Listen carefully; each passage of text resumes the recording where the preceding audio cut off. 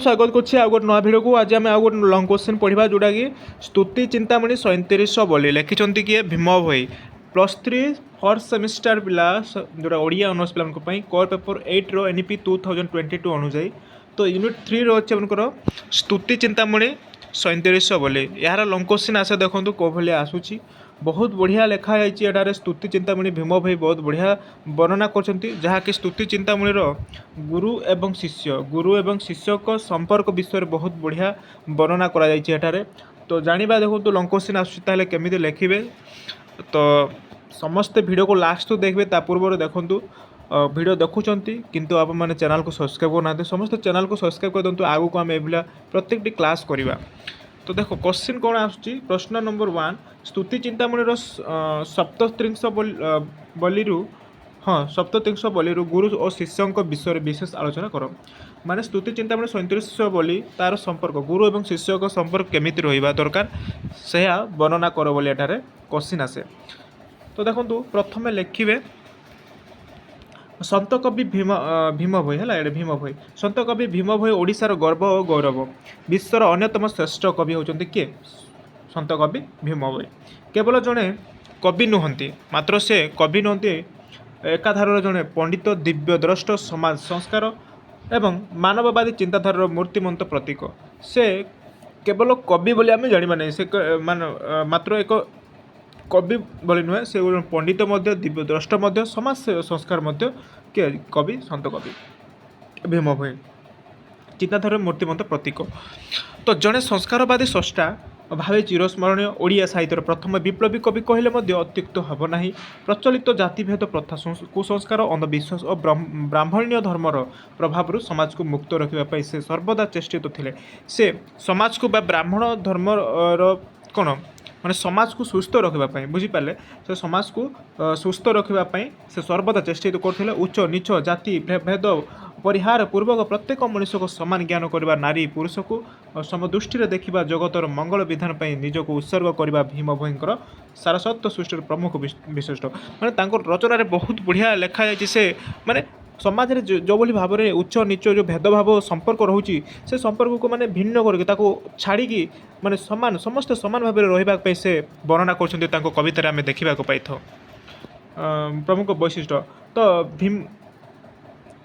भीम भोई को स्तुति चिंतामणि एथिरे 100 गोटे बोली स्थान दि जाइए प्रत्येक बोली 20टी लेखाए पद रही बुझीपारे। तो स्तुति चिंतामणि जो लेखा जाइए से एथिरु कौन 100 गोटे बोली स्थान 100 माने 100 है 100 गोटी बोली स्थान दि जाइए प्रत्येक बोलीर देख प्रत्येक बोलीर 20 लेखाए पद रही प्रत्येक बोलीर 20 लेखाए पद रही प्रत्येक पदर 2 गोटी पद रही पाद रही है 2 गोटी पाद रही सुतरां स्तुति चिंतामणि 200 पद कि 400 पद पाद रही। तो क्वेश्चन आसे स्तुति चिंतामणि केते गोटी पद रही पाद रही 200 गोटी पद रही हाँ यहाँ 2000 है 2000 टी पद कि 4000 टी पाद रही। तो स्तुति चिंतामणि ग्रंथ नामकरण प्रसंग में भीम भोई लिखिं तो देखा गीता सारस्वत करी पद अर्थ भीम अक्षर अक्षर अरक्षित फणी ए शास्त्र आद्य विभूति वृत्तांत नाम स्तुति चिंतामणि से लिखिं भीम जोटा कि गीता सारस्वत करी पद अर्थ भीम आक्षरित भणी शास्त्र आद्य विभूति वृत्तांत नाम स्तुति चिंतामणि बोली से लिखिं।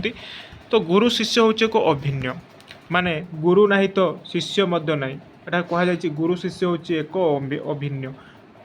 तो कूपर है यहाँ कूपर जल रे गार टाणा को चेष्टा कले ताहा केतेबेले 2 भाग हो न थाए से गुरु शिष्य भिन्न हो करने संसार कौन से शक्ति ना माने एठार कहुई माने कवि किए भीम भोई कहते कूपर जल रे गार टाणा को चेष्टा कले माने जिते गोटे आम जो गोटे कूपर जदि आम गार टाणा ता 2 भाग हम कि हेनी हो न थाए। तो सही भली गुरु और शिष्य को जदि भिन्न करवा तार कौन माने पृथ्वी में कहीं ना गुरु और शिष्य को भिन्न कर शक्ति बोली एठारे कहुई। तो सही भली गुरु शिष्य को भिन्न करने संसार कौन से शक्ति ना कारण से आत्मा मिलित हो जाए से संपूर्ण भाव में एकात्मक हो उठी था गुरुंकर प्रकृत शिष्य भाव ग्रहण कराई जाए। ତ ଯିଏ ନିଜକୁ ଗୁରୁଙ୍କର ଅଙ୍ଗରା ବୋଲି ଭାବିଥାଏ, ଗୁରୁ ତାଙ୍କୁ ଯେତିକି ଶାସ୍ତି ଦେଇଥାନ୍ତି ବା ଯେତିକି ଗାଳି ଦେଇଥାନ୍ତି ବା ନିନ୍ଦା କରିଥାନ୍ତି ତାକୁ ସହିବାର ଧୈର୍ଯ୍ୟ ହେଲା, ସହିବାର ଧୈର୍ଯ୍ୟ ଯାହା ପାଖରେ ରହିଥାଏ ସେ ହିଁ ଗୁରୁଙ୍କର ପ୍ରକୃତ ଶିଷ୍ୟ ହୋଇପାରିବ। ତ ଆପଣମାନେ ଜାଣିପାରୁଥିବେ ଯେତେବେଳେ ଗୁରୁ ହେଲା ପାଠ ପଢ଼ିବା ସମୟରେ ମାନେ ଗୁରୁ ଆମମାନଙ୍କୁ ଗାଳି ବି କରିପାରନ୍ତି, ମାନେ ଯାହା ବି ଆମମାନଙ୍କୁ କ'ଣ ମାଡ଼ ବି ଗାଳି ସହିତ ମାଡ଼ ବି ଦେଇପାରନ୍ତୁ, କିନ୍ତୁ ସେଇ ମାଡ଼କୁ ଆମେ ସହିପାରିବା, ସେଇ ଗାଳିକୁ ଆମେ ସହିପାରିବା, ମାନେ ଗୁରୁଙ୍କୁ ଆମେ କିଛି କହିବାନି, ତାହେଲେ ସେ ହେଉଛି କ'ଣ ପ୍ରକୃତ ଶିଷ୍ୟ ବୋଲି ଏଠାରେ କହୁଛନ୍ତି। କିନ୍ତୁ ଏବେକାର ଯେଉଁ ବର୍ତ୍ତମାନ ଶିଷ୍ୟ ଅଛନ୍ତି, ଗୁରୁ ଯଦି କୌଣସି ଯଦି କଥା ବା ଗାଳି କରୁଛି ବା କୌଣସି ଯଦି ଭଲ ଦେଖ, ଗୁରୁ ଆକ୍ଚୁଆଲି ଆପଣମାନଙ୍କୁ ଯାହା ବି ତୁମକୁ ନିଜ ମାନେ ଭଲ ବାଟରେ ଯିବା ପାଇଁ ତୁମ ପାଇଁ ସେ କହୁଛନ୍ତି, ବୁଝିପାରିଲେ। କିନ୍ତୁ ତୁମେ ତାଙ୍କ କଥାକୁ ଯଦି ମାନେ ଆର୍ଗୁମେଣ୍ଟ କରିବ, ମାନେ ଗୁରୁ ମାନେ ମୋତେ ଏଭଳିଆ ବ୍ୟବହାର କଲେ, ଏଭଳିଆ ଯଦି ଆପଣମାନେ ଯଦି କରିବେ, ତାହେଲେ ଏଇଟା ପ୍ରକୃତରେ ଶିଷ୍ୟ ନୁହଁ ବୋଲି ଏଠାରେ କୁହାଯାଇଛି, ବୁଝିପାରିଲେ। ତ ଦେଖନ୍ତୁ, ପ୍ରକୃତ ଶିଷ୍ୟ ଗୁରୁଙ୍କର ମନ ବୁଝି ଅବିରତ ତାଙ୍କର ସେବା କରୁଥାଏ। ତ ପ୍ରକୃତ ଶିଷ୍ୟ ଭିତରେ ଗୁରୁଙ୍କର ପ୍ରତି କେତେ ଦୟା ଧର୍ମ ରହିଥାଏ, ତାକୁ କୌଣସି ପ୍ରକାରରେ ତୁଳନା କରାଯାଇପାରେ ନାହିଁ। ତାହା ହେଉଛି ଅତୁଳନୀୟ। ସେହିଭଳି ଶିଷ୍ୟ ସଂସାରର ଉଜ୍ଜଳ ତାରକ ଭଳି ଶୋଭା ପାଉଥାଏ। ତ ଦେଖନ୍ତୁ, ଏବେକାର ଯେଉଁମାନେ ମାନେ ଶିଷ୍ୟ ଅଛନ୍ତି ଯେଉଁମାନେ ଶିଷ୍ୟ, ଗୁରୁ ଯଦି ଯାହା ବି ଆପଣଙ୍କୁ କହୁଛି ତାହେଲେ ଆପଣମାନେ ଆର୍ଗୁମେଣ୍ଟ କରୁଛନ୍ତି, ଆପଣମାନେ ରାଗି ଯାଉଛନ୍ତି। ଏଇଟା କରିବାଟା ଜମା ବି ଭଲ କଥା ନାହିଁ, ବୁଝିପାରିଲେ। ତେଣୁକରି ଗୁରୁ ଯାହା ବି କହୁଛନ୍ତି ତା ମାନିବା କଥା। ଗୁରୁ ଆପଣଙ୍କୁ ଗାଳି ବି ଦିଅନ୍ତୁ, ଗୁରୁ ଆମମାନଙ୍କୁ ମାଡ଼ ବି ଦିଅନ୍ତୁ, କିନ୍ତୁ ସେମାନେ ଆମ ଭଲ ପାଇଁ ହିଁ ମାନଙ୍କ ପାଇଁ କହୁଛନ୍ତି। ତ ଦେଖ, ଏଇଟା ସେଇ କଥା କୁହାଯାଇଛି। ସେଇଭଳି ଦେଖନ୍ତୁ, ଏଠାରେ କୁହାଯାଇଛି ସେହିଭଳି ଯିଏ ପ୍ରକୃତ ଗୁରୁ ଶିଷ୍ୟଙ୍କୁ ତାଡ଼ନା ଦେଇ ଶାସ୍ତି ଦେଇ ବା ନିର୍ଯାତନା ଦେଇ ପ୍ରକୃତ ଜ୍ଞାନ ଶିକ୍ଷା ଦେଇଥାନ୍ତି। ଯଦି ଗୁରୁ ଶିଷ୍ୟକୁ ଶାସ୍ତି ପ୍ରଦାନ କରିବେ ନାହିଁ, ସେ ପ୍ରକୃତ ଗୁରୁ ପଦବାଚ୍ୟ ନୁହେଁ। ଯଦି ମାନେ ଶିଷ୍ୟଙ୍କୁ ହେଲା, ଯଦି ଗୁରୁ ଶିଷ୍ୟଙ୍କୁ ଯଦି ଶାସ୍ତି ଦେବେନି ବା ପ୍ରଦାନ କରିବେନି, ବା ଶାସ୍ତି ମାନେ ଯାହା ବି ଆପଣଙ୍କୁ ଭଲ ବାଟରେ ଦେଖାଇବା ପାଇଁ ସେ ଶାସ୍ତି ବି ଦେଇପାରନ୍ତି, ଯଦି ସେଇ ଗୁରୁ ଯଦି ଶାସ୍ତି ଦେଇପାରିବେନି, ତାହେଲେ ସେ ପ୍ରକୃତ ଗୁରୁ ପଦବାଚ୍ୟ ନୁହଁ ବୋଲି କୁହାଯାଇଛି। ଲେଖିଛନ୍ତି କିଏ? ଏଠାରେ କୁହାଯାଇଛି ଭୀମ ଭୋଇଙ୍କ ଲେଖନରେ। ସେ ଠିକ୍ ଗୁରୁତ୍ୱ ମଧ୍ୟ କରିପାରନ୍ତି ନାହିଁ। ଭୟରୁ ପ୍ରକୃତରେ ଭକ୍ତି ସୃଷ୍ଟି ହୋଇଥାଏ। ସଂସାରରେ ଯେତିକି ଶିଷ୍ୟ ଗୁରୁଙ୍କ ଠାରୁ ଜ୍ଞାନର ଲାଭ କରୁଛନ୍ତି, ସେମାନେ ଗୁରୁଙ୍କ ଠାରୁ ଶାସ୍ତି ମଧ୍ୟ ପାଇଛନ୍ତି। ତ ସଂସାରରେ ଯେତେ ବି ଅଛନ୍ତି ହେଲା, ସଂସାରରେ ଯେତିକି ଶିଷ୍ୟ ଗୁରୁଙ୍କ ଠାରୁ ଜ୍ଞାନ ଲାଭ କରୁଛନ୍ତି, ସେମାନେ ଗୁରୁଙ୍କ ଠାରୁ ଶାସ୍ତି, ବିଭିନ୍ନ ପ୍ରକାର ମାଡ଼, ଯାହା ବି ଗାଲି ଗଛ ଏଭଳିଆ ସେମାନେ ପାଇବିଛନ୍ତି। ଏବଂ ତଥାପି ଗୁରୁ ସେବାରେ ସେମାନେ ଅତଳ ରହିଛନ୍ତି। ମହାଭାରତ କାଳରେ ଦେଖ, ଏଠି ବଢ଼ିଆ ଉଦାହରଣ ଦିଆଯାଇଛି, ଯେଉଁଟାକି ମହାଭାରତର ସମୟର। ତ ମହାଭାରତ କାଳରେ ମହାବୀର କର୍ଣ୍ଣ ଥିଲେ ପରଶୁରାମଙ୍କର ଶିଷ୍ୟ। ତ ଯେତେବେଳେ ଶ୍ରୀ ଗୁରୁ ତାଙ୍କ ଜଙ୍ଘ ଉପରେ ମସ୍ତକ ଥାଇ ନିଦ୍ରା ଯାଇଥିଲେ, ସେତେବେଳେ ଏକ ଭୟଙ୍କର କୀଟ ଆସି ଦଂଶନ କଲା କର୍ଣ୍ଣର ଜଙ୍ଘ ଦେଶରେ। ମାତ୍ର କାଳେ ଗୁରୁଙ୍କର ନିଦ୍ରାରେ ବ୍ୟାଘାତ ଘଟିବ ବୋଲି ମନେକରି କର୍ଣ୍ଣ କୀଟ ଦଂଶନରେ ସେ ଜ୍ୱାଳାକୁ ସହ୍ୟ କରିଥିଲେ। ତ ଏଠାରେ ଦେଖନ୍ତୁ, ଯେତେବେଳେ ମହାଭାରତ ସମୟରେ ଆମେ ଜାଣିଲେ, ମହାଭାରତ ସମୟରେ କର୍ଣ୍ଣଙ୍କ ଗୁରୁ କିଏ ଥିଲେ? ପରଶୁରାମ, ବୁଝିପାରିଲେ। ପରଶୁରାମ ଯେତେବେଳେ ମାନେ ତାଙ୍କ କର୍ଣ୍ଣଙ୍କ ଜଙ୍ଘରେ ଯେତେବେଳେ ଶୋଇ ପଡ଼ିଥିବା ସମୟରେ କର୍ଣ୍ଣଙ୍କ ଯେଉଁ ଜଙ୍ଘରେ ଗୋଟେ କୀଟ ଆସିକି, ମାନେ ଏତେ ବିଷାକ୍ତ କୀଟ ଆସିକି ତାକୁ କାମୁଡ଼ି ଦେଇଛି, ବୁଝିପାରିଲେ। କାମୁଡ଼ି ଦେଇଛି, ତା ସତ୍ତ୍ୱେ ମଧ୍ୟ କର୍ଣ୍ଣ ମାନେ ଟିକେ ବି ହଲଚଲ ହେଇନାହାନ୍ତି। କାହିଁକିନା ଗୁରୁଙ୍କ ନିଦ୍ରା ଭଙ୍ଗ କରିବାକୁ ସେ ଚାହୁଁନାହାନ୍ତି। କାହିଁକିନା ଗୁରୁ ସବୁକିଛି ଆମ ପାଇଁ, ସବୁକିଛି ସେ ହେଉଛି ଭଗବାନ ଆମ ପାଇଁ, ବୁଝିପାରିଲେ। ମାନେ ସେତିକି ସେ ଚାହିଁକି ମାନେ କର୍ଣ୍ଣ ଟିକେ ବି ହଲଚଲ ମାନେ ନ ହୋଇକି, ମାନେ ସେଠାରେ ମାନେ କୀଟ କ'ଣ ଦଂଶନ କରିବା ପର୍ଯ୍ୟନ୍ତ ସେ ଟିକେ ବି ହଲଚଲ ହେଇନାହାନ୍ତି। ସେଭଳିଆ ମାନେ ମହାଭାରତରେ ଏଠାରେ କୁହାଯାଇଛି। ଦେନ୍ ଦେଖନ୍ତୁ, ସେଥିଯୋଗୁଁ ହିଁ ସେ ଗୁରୁଙ୍କର ନିକଟରେ ଧରା ପଡ଼ି ଯାଇଥିଲେ ଯେ ସେ ପ୍ରକୃତରେ ବ୍ରାହ୍ମଣ ନୁହନ୍ତି ହେଲା, ସେ ହେଉଛନ୍ତି କ୍ଷତ୍ରିୟ ଯୁବକ। ତ ପରିଣାମ ବଶତଃ ସେ ଅଭିଶପ୍ତ ହୋଇଥିଲେ ଗୁରୁଙ୍କ ଦ୍ୱାରା। ଏହା ସତ୍ତ୍ୱେ ସେ କେବେ ହେଲେ ଗୁରୁଙ୍କ ନିନ୍ଦା କରିଥିଲେ। ତ ଦେଖନ୍ତୁ, ଯେତେବେଳେ କର୍ଣ୍ଣଙ୍କ ଯେଉଁ ଜଙ୍ଘରେ ଯେତେବେଳେ କୀଟ ଆସିକି ମାନେ କାମୁଡ଼ି ଦେବା ସତ୍ତ୍ୱେ ମାନେ ସେ କିଛି ବି ଟିକେ ବି ହଲଚଲ ହେଇନାହାନ୍ତି, କାରଣ ଗୁରୁଙ୍କ ନିଦ୍ରା ଭଙ୍ଗ କରିବାକୁ ସେ ଚାହୁଁନଥିଲେ। ତ ସେତେବେଳେ ଗୁରୁ ଆକ୍ଚୁଆଲି ତୁମେ ବ୍ରାହ୍ମଣ ନା କ'ଣ ସେ ବୁଝିପାରିଲେ। ନିନ୍ଦା କରୁଥିଲେ ସେ ଦାରୁଣ ଅଭିଶାପରୁ ମଧ୍ୟ ସହିବାର ଶକ୍ତି ରହିଥିଲା କର୍ଣ୍ଣ ଭିତରେ। ତ ଏଇ ହେଉଛି ପ୍ରକୃତ ଶିଷ୍ୟ। ତ ଏହାକୁ ଆମେ କୁହାଯାଏ ପ୍ରକୃତ ଶିଷ୍ୟ। ଯେତେବେଳେ ଗୁରୁଙ୍କୁ ଆମେ କିଛି ବି ଆଘାତ ଦେବା ନାହିଁ, ଗୁରୁଙ୍କୁ ଆମେ କିଛି ବି କହିବା ନାହିଁ, ତାହା ହେଉଛି ମାନେ ମାନେ ଶିଷ୍ୟଙ୍କର ପ୍ରକୃତ କ'ଣ ପ୍ରକୃତ ଶିଷ୍ୟ ବୋଲି ଏଠାରେ କୁହାଯାଇଛି।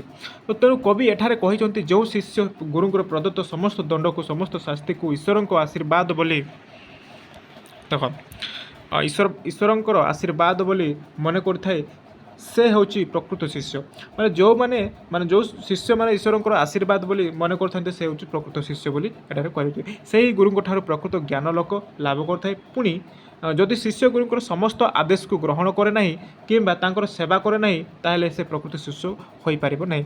ଯଦି ଜଣେ ଶିଷ୍ୟ ଯଦି ଗୁରୁଙ୍କର ତାଙ୍କର ସେବା କରେ ନାହିଁ, ତାଙ୍କର ମାନେ କଥାକୁ ମାନିବନି ହେଲା, ତାଙ୍କ କଥାକୁ ମାନିବନି କିମ୍ବା ତାଙ୍କର ସେବା କରେ, ତାହାକୁ ଆମେ ପ୍ରକୃତ ଶିଷ୍ୟ ବୋଲି ଏଠାରେ କହିପାରିବେ ନାହିଁ ବୋଲି ଏଠାରେ କବି କହିଛନ୍ତି।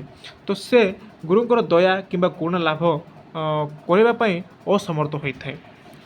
ସେ ଗୁରୁଙ୍କର ସେବା ଏବଂ କରୁଣା କରିବା ପାଇଁ ତାଙ୍କର ଅସମର୍ଥ ହୋଇଥାଏ ବୋଲି କହିଛନ୍ତି। ନେକ୍ସଟ ପରବର୍ତ୍ତୀ ଦେଖନ୍ତୁ, ଟିକେ ରୁହନ୍ତୁ 1 ମିନିଟ୍। ହଁ ଦେଖ ପରବର୍ତ୍ତୀରେ ସେ ଯେତେ ଜ୍ଞାନ ଲାଭ କରିଥିଲେ ମଧ୍ୟ ତାହା ମୂଲ୍ୟହୀନ ମନେ ହୋଇଥାଏ। ସଂସାରରେ ସମସ୍ତେ ମଣିଷ ହେଉଛନ୍ତି ଭୋଗର ଅଭିଳାଷ। ଯେ ସଂସାରରେ ଭୋଗ ଲାଭ ନିମିତ୍ତ ସର୍ବଦା ବ୍ୟାକୁଳ ହୋଇଥାଏ, ଯେତେବେଳେ ସେ ଯେଉଁ ଭୋଗର ଆବଶ୍ୟକତା ପଡ଼ିଥାଏ ତାଙ୍କୁ ଭୋଗ କରିବା ପାଇଁ କୁଣ୍ଠାବୋଧ କରେ ନାହିଁ। ତେଣୁ ଏ ସଂସାର ହେଉଛି ଭୋଗବାଦୀ ସଂସାର। ମଣିଷ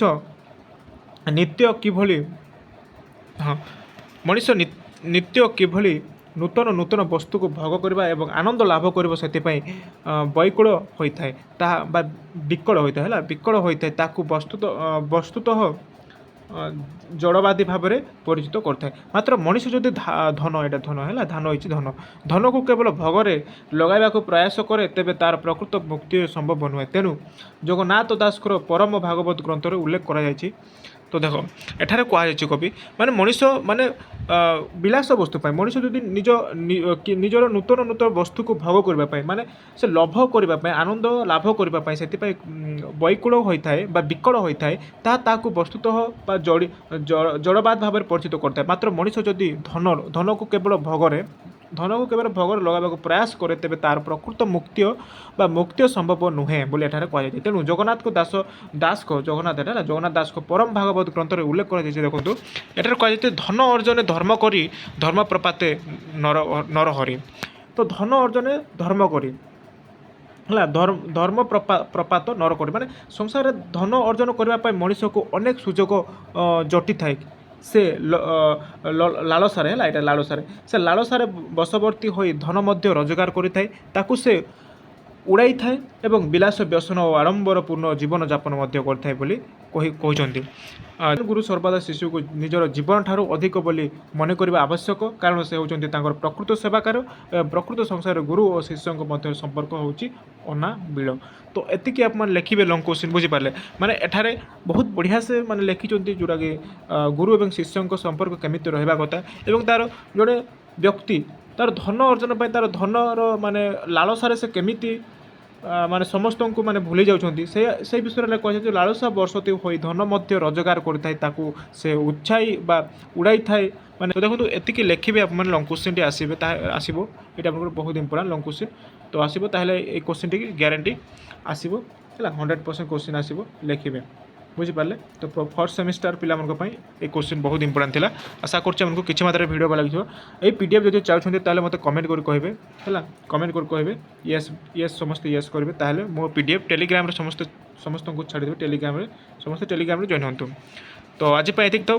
ବହୁତ ଇମ୍ପୋର୍ଟାଣ୍ଟ ସିଲେକ୍ସନ୍ କୋଶ୍ଚିନ୍ ଥିଲା ଆଜି ମାନେ ଫର୍ଷ୍ଟ ସେମ୍ର ଓଡ଼ିଆ ଅନର୍ସ ପିଲାଙ୍କ ପାଇଁ। ତ ଏଇଠି ରହୁଛି, ଧନ୍ୟବାଦ।